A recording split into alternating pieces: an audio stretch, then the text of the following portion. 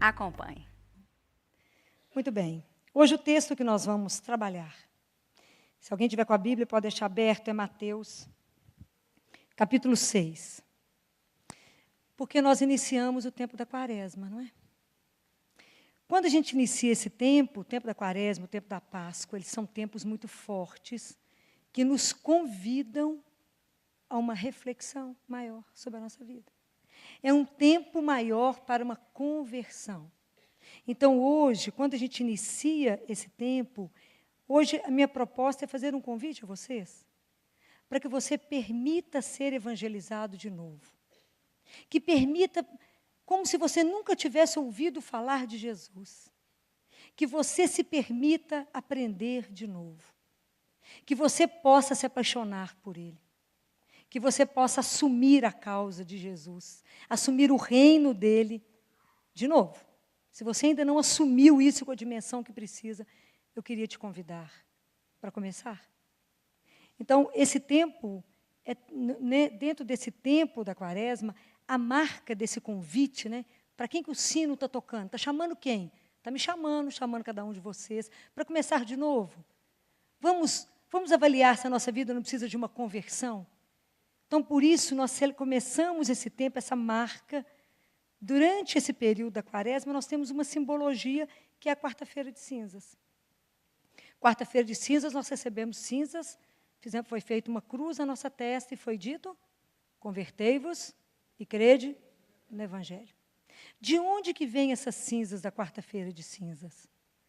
Essas cinzas vieram que o ano passado nós fizemos a memória de quando Jesus entrou no domingo de Ramos. Lembra? Jesus entrou em Jerusalém, nós não aclamamos com os ramos, esses ramos são recolhidos e passa pelo fogo e vira cinza. Claro que tem uma simbologia belíssima, não é? A cinza é a marca daquilo que morreu, aquilo que já acabou. Quer dizer o que para nós? Quer dizer que a forma como eu rezei ano passado, os gestos que eu tive, os argumentos que eu tive já não servem mais. Agora é hora de tudo de novo. É tudo novo agora.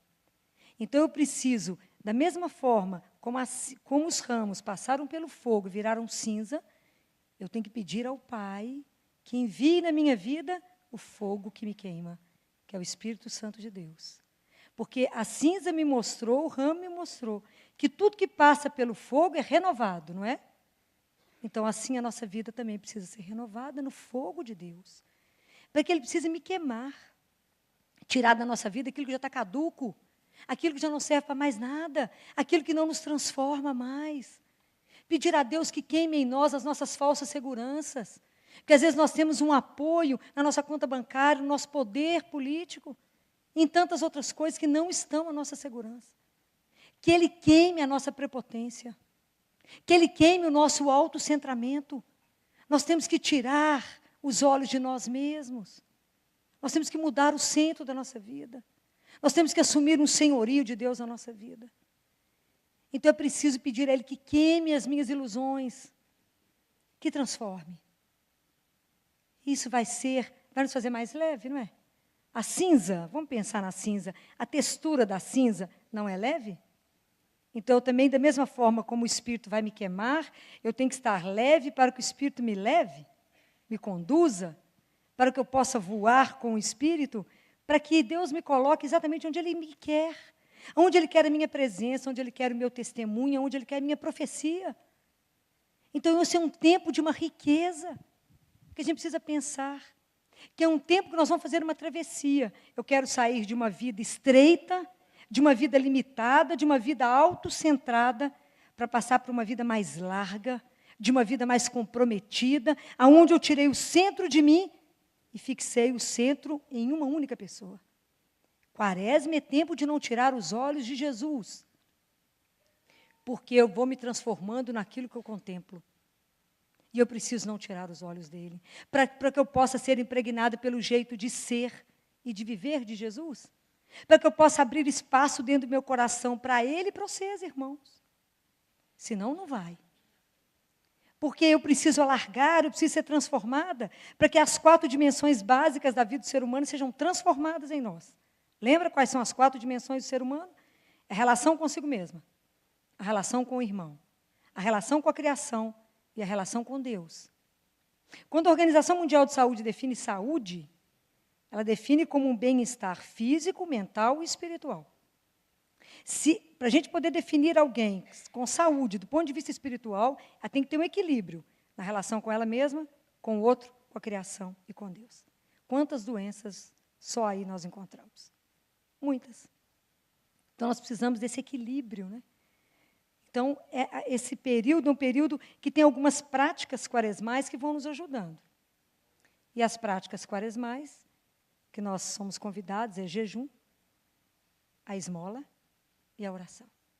Então, vamos aprender o que Jesus fala de quando a gente faz jejum. Está lá no capítulo 6 de Mateus, no versículo 16. Jesus diz assim: quando jejuardes, não tomeis um ar sombrio como fazem os hipócritas, pois eles desfiguram o seu rosto para que seu jejum seja percebido pelos homens. Em verdade vos digo, já receberam sua recompensa. Tu, porém, quando jejuares, unge tua cabeça e lava teu rosto, para que os homens não percebam que estás jejuando, mas apenas teu Pai que está lá no segredo, e teu Pai que vê no segredo, te recompensará. Palavra da salvação. Jejum, gente, não é se abster de beber, de comer uma carne, de deixar alguma coisa que você gosta. Isto não é jejum. Isso é penitência vazia. Porque se o seu jejum não tiver como alvo o seu irmão, você está perdendo tempo. Hoje alguém me disse, doutora Filó, parei de comer carne na quaresma. Falei, isso vai chegar em Deus como? Qual a vantagem que Deus está tirando de você ficar sem carne? Nenhuma, meu bem. Nenhuma. Se você não converter tudo que você comeria em carne, dinheiro, e dar para alguém, ou dar a carne para o seu irmão, eu te afirmo, você está na penitência vazia. Nós temos que sair dos ritos vazios. Ah, vou ficar sem beber, que bom para você, desintoxica um pouco. Vou parar de fumar, que maravilha, seu pulmão vai te agradecer. Isso não chega em Deus. Olha o que Deus Pai fala em Isaías capítulo 58. Olha o que Deus Pai fala sobre jejum. Ele fala, será por acaso o jejum que eu escolhi é um dia para que o homem se mortifique? Por acaso será ele inclinar a cabeça como um junco e fazer uma cama sobre pano de saco em cinza? É isso que você chama de jejum? E um dia agradável a Deus? Quem pergunta isso é ele. Você acha que é isso que vai agradar ao Senhor? Ele diz, por acaso não consiste nisso o jejum que eu escolhi? Em romper os grilhões da iniquidade, em soltar as ataduras do jugo, e pôr em liberdade os oprimidos, e despedaçar todo o jugo? Não consiste em repartir o teu pão com o faminto, em recolheres em tua casa os pobres desabrigados, em vestires aqueles que vês nu, e não te esconderes daquele que é tua carne? Se fizeres isto, a tua luz romperá como a aurora, a cura das tuas feridas se operará rapidamente, a tua justiça irá à tua frente, e a glória de Yahvé irá à tua retaguarda. Então clamarás, e Yahvé responderá. Clamarás por socorro, e Deus responderá, eis-me aqui. Isso é belíssimo. Deus, nosso Pai, te responderá, eis-me aqui. Mas não com esse jejum vazio. Pode ficar sem comer carne o ano inteiro. Se você não olhou para o seu irmão, isso não vai chegar em Deus. E vocês podem ir se avisando a todo mundo que acha que quaresma tem que ficar 40 dias sem comer, sem beber. Se isso não tiver, se o seu jejum não tiver tendo como visão o seu próximo, se não for o seu alvo, meu irmão, nós estamos no caminho errado. Por isso é época de rever a nossa vida. É uma conversão. Precisamos avaliar. Mas eu posso convidar vocês para um outro jejum. Além desse, de aliviar, de matar a fome, quando Jesus fala, ele não fala que a gente precisa se enfeitar? Então, que a gente pode viver um jejum alegre? Então, quero fazer uma proposta. Nós podemos fazer jejum de algumas coisas que nós estamos precisando de melhorar. Presta atenção. Nós podemos fazer jejum dos nossos preconceitos, que só nos afastam uns dos outros, e podemos festejar aquilo que nos une. Nós podemos fazer jejum da tristeza e celebrar a alegria.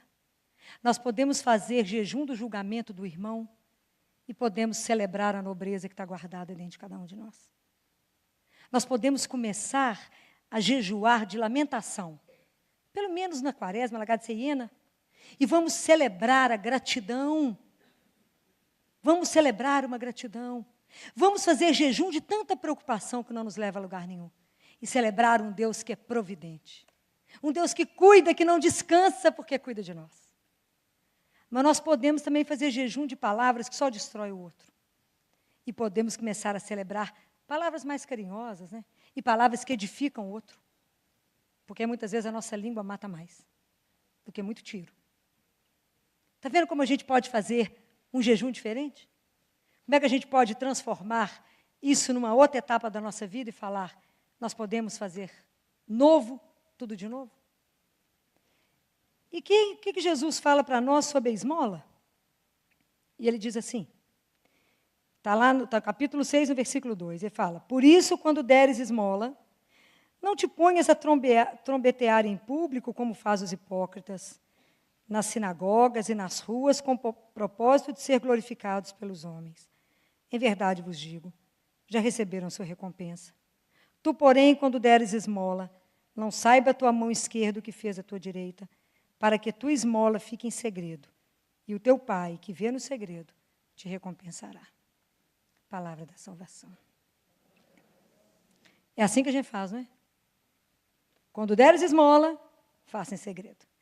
Imagine se Deus colocasse etiqueta em tudo que Ele faz, feito por mim, que a gente fala. Sabe isso aí? Foi eu que fiz. Não é assim? Eu que fiz. Se Deus colocasse etiqueta, eu que fiz, feito por mim, não tem assim? Imagine se Ele fizesse, que estava todo mundo pendurado com alguma coisa. Pois é.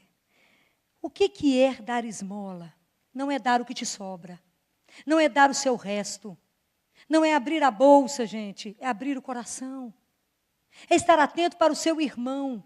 Para a necessidade do seu irmão. É ter o cuidado de ver o que o irmão precisa. Mas ter também a delicadeza de perguntar o que você precisa. Tem coisas que são óbvias. Mas tem coisas que a gente precisa perguntar para o outro.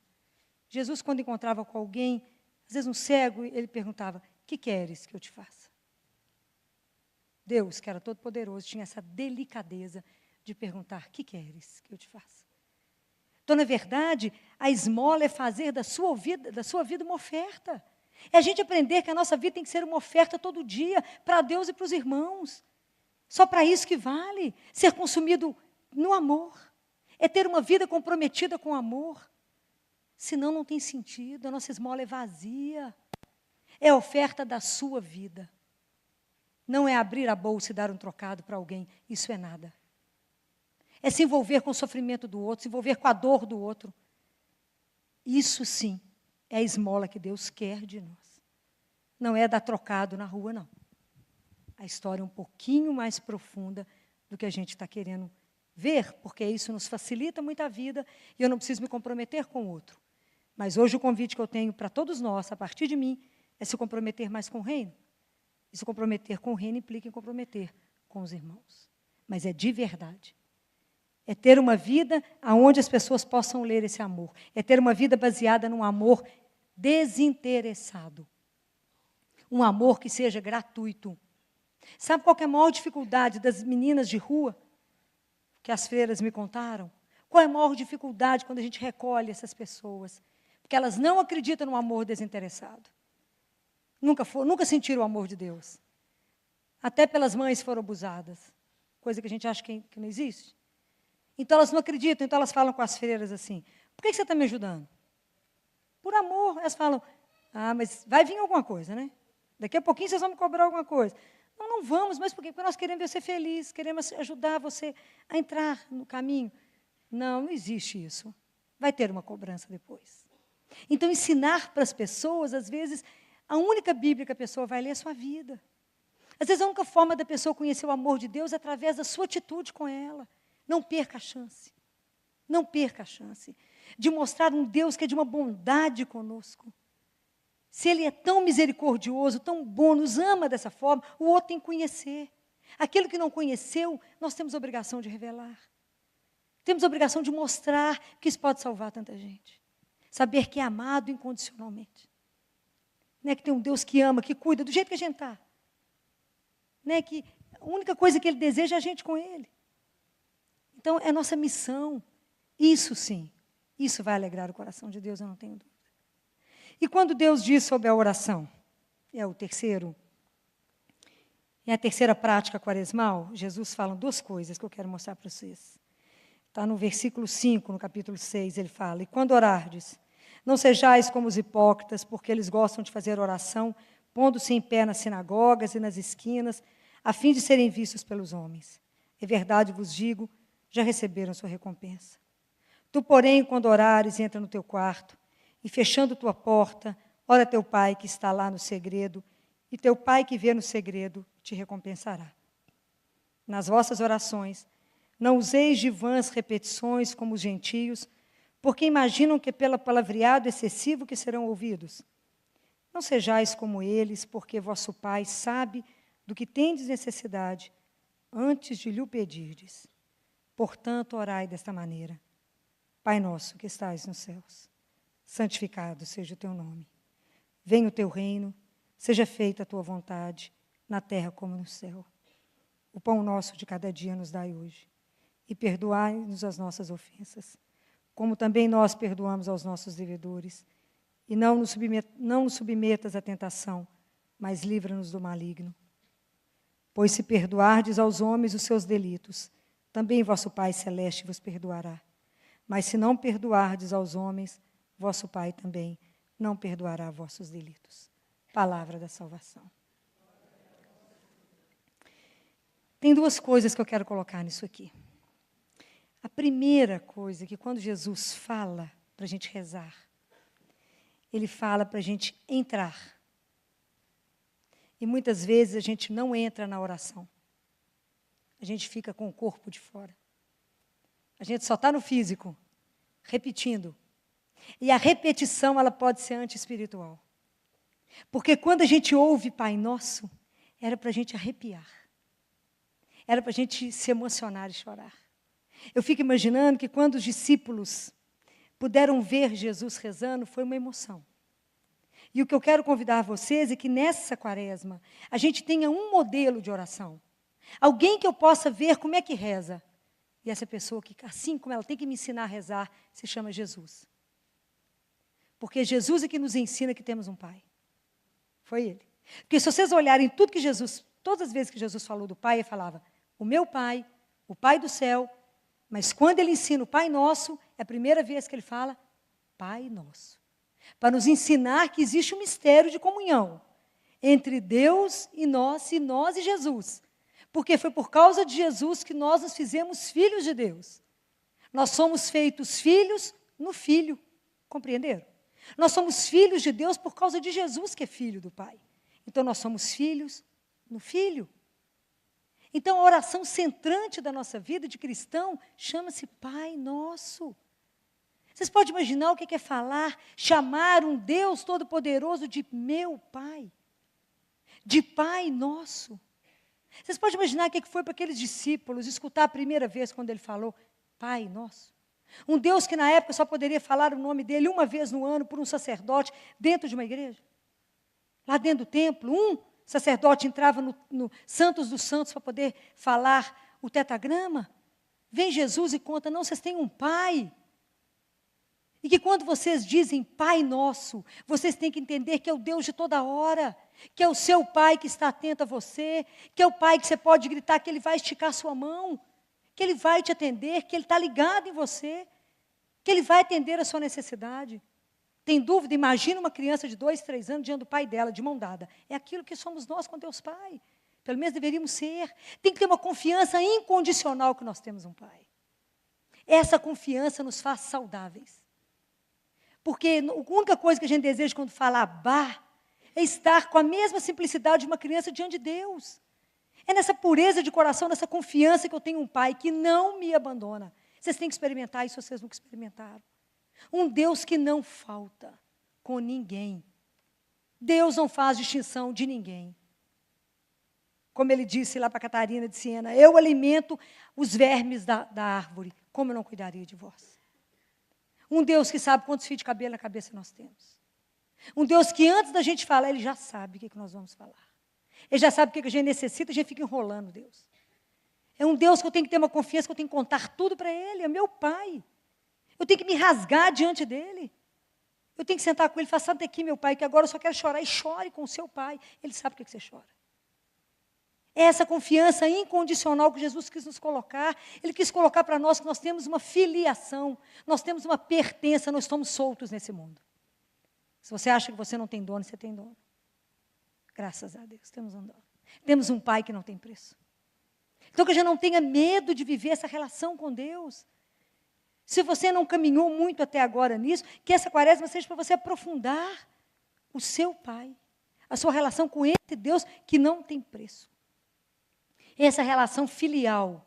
Então Jesus veio dividir conosco essa ossatura de Jesus, a ossatura interior dele. Ele veio mostrar para nós em quem que sempre ele voltava. Para quem que sempre Jesus voltava? Para o Pai. E ele quer nos mostrar a mesma coisa, volte para Ele. Eu sou o caminho que leva vocês para Ele, eu ensino para vocês. Jesus quis nos mostrar de que ele é feito. Qual que é a arquitetura interior de Jesus? Sabe por que damos conta disso? Porque Jesus nos ensinou. Quando é que podíamos imaginar que o Deus Todo-Poderoso seria o meu Pai, o seu Pai, o nosso Pai? Nunca. Não haveria sabedoria humana que nos faria dispostos a isso. Não tem jeito. Como é que poderíamos adivinhar isso? Nunca. Como é que poderíamos nos atrever a chamar Deus de Pai? Não saberíamos. Foi Jesus que nos ensinou, porque Ele nunca desistiu de nós. Foi porque Ele se colou em nós. Ele colou na nossa miséria, nossa fraqueza. Ele se colou. Ele sabe que se Ele não colasse em nós, se Ele não corresse atrás de nós, se Ele não nos carregasse, a gente não aprenderia isso. É porque Ele insiste em nos ensinar que nós temos um Pai. E é tão lindo ver São Cipriano falar, né? São Cipriano diz que quando eu rezo, Pai Nosso, eu não falo, Pai meu que está no céu. Nem falo, dá-me o pão de hoje, meu Pai. E eu nem falo, perdoa a minha ofensa. Eu rezo, Pai Nosso. A oração é comunitária. Então, eu não rezo só para mim, eu rezo por todos. Para a gente entendendo que nós somos irmãos. Se nós temos o mesmo Pai, nós somos irmãos. Isso tem que acontecer dentro de nós. Aí vem Santo Agostinho e fala assim, que quando a gente, que é tão lindo, Santo Agostinho diz, Pai Nosso, quanta bondade. O imperador pode repetir, Pai Nosso. O mendigo também repete, Pai Nosso. O patrão também fala Pai Nosso. E o criado também fala Pai Nosso. É o mesmo Pai. Somos irmãos. Aí vem Charles Péguy e diz que nós não podemos nos salvar sozinhos. Que nós não podemos chegar no paraíso sozinhos. Que nós temos que preocupar uns com os outros. Que nós temos que nos doar uns para os outros. Porque nós temos que nos apresentar no paraíso juntos. O espetáculo. Nós temos que nos apresentar lá no paraíso juntos. Vocês já imaginaram, ele pergunta, o que Deus poderá dizer se a gente chegar sozinho? Então, na verdade, Jesus não veio nos dar um saber, Jesus veio nos dar um sabor de Deus. Jesus veio nos dar um saborear Deus, porque ter um Pai como esse é poder saborear. É porque a gente ainda não entendeu o que significa isso. Poder gritar a qualquer hora, pode me clamar e eu responderei, eis-me aqui. Por que você está tão perturbado? Eu estou aqui. Prestem atenção, porque às vezes a nossa oração já está sem força, a gente está tão sofrido, está tão arrasado, que a gente não tem força para rezar, mas a consciência de uma presença te sustenta e te põe de pé.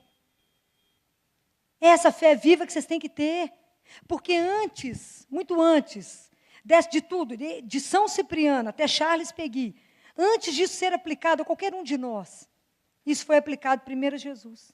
Porque Jesus foi aquele que primeiro não quis se salvar sozinho.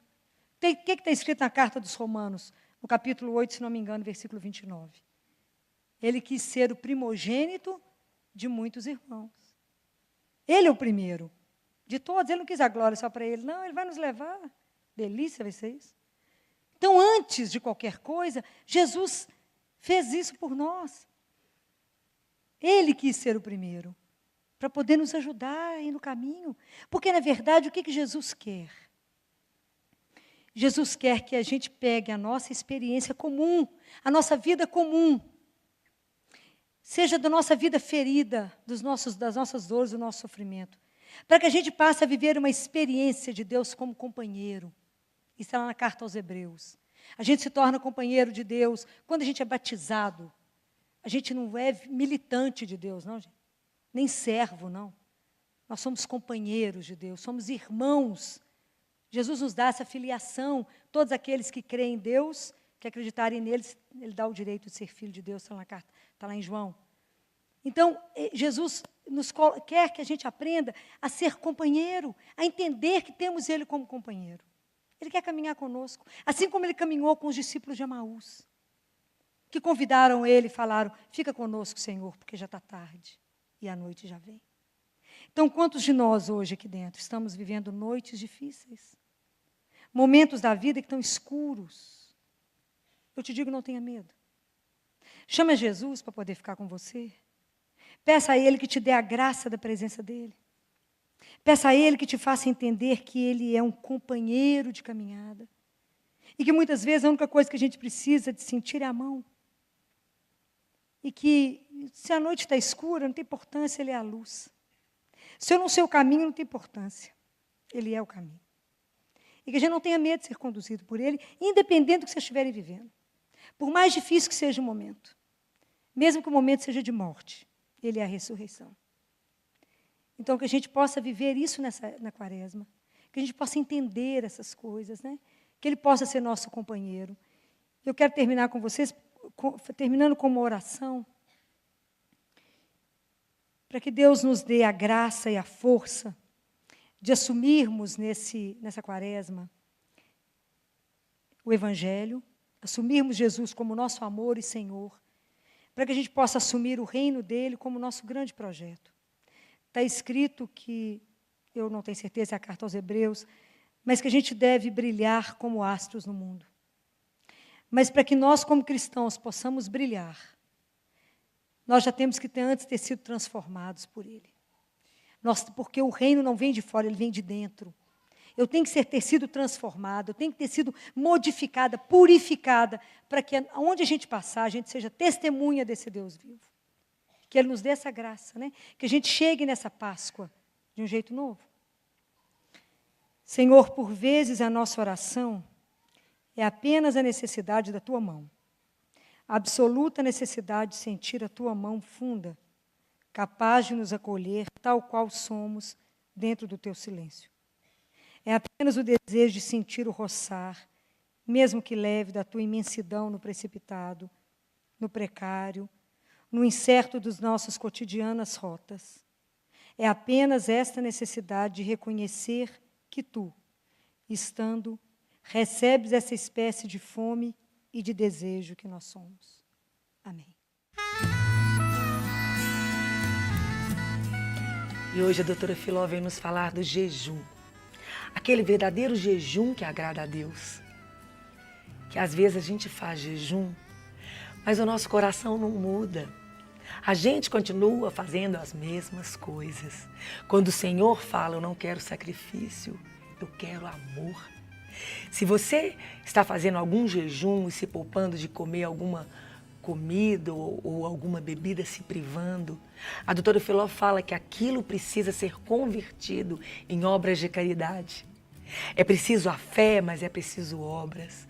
A fé sem obras, ela é morta. Precisamos ir até o nosso irmão que sofre, até o mais fraco, e converter o nosso sacrifício em obras de amor. Que a gente seja a mão do nosso Senhor, os olhos do nosso Senhor, para estender a mão para o outro e levantá-lo, e sustentá-lo, e ensiná-lo. Eu não sei o que precisa, você sabe. E Deus vai te mostrar, na medida que você pedir. Senhor, te entrego o meu jejum hoje. Quais são as obras que o Senhor gostaria que eu fizesse? E creia que Ele vai te direcionar. Vamos rezar? Senhor, a Tua palavra diz que o Senhor não quer só jejum. Que o jejum puro não te agrada, que o Senhor quer amor e misericórdia. Temos feito jejuns a esmo e andamos a esmo no escuro, sem saber por onde estamos caminhando, Senhor. Queremos o nosso jejum diante de Ti, Um jejum que agrada o teu coração. Um jejum que seja transformado em verdadeiras atitudes de amor para com o meu irmão, para com o meu próximo. Por isso, Senhor, mostra para nós. Mostra o que o Senhor quer que nós façamos. Seja, Senhor, um farol bem alto na nossa frente, a nos dirigir, a nos conduzir, para que nós não erramos o caminho. Cuida de nós, Senhor. Amém? Se você gostou desta palestra, você pode adquirir na loja NS Rainha, que fica localizada na Rua Modesto Carvalho de Araújo, número 227, no bairro Belvedere, em Belo Horizonte. Ou pelo telefone 3286-3034, ramal 31. Você também pode adquirir nas lojas Paulinas ou nas lojas Mãe da Igreja. Fiquem com Deus e até a próxima!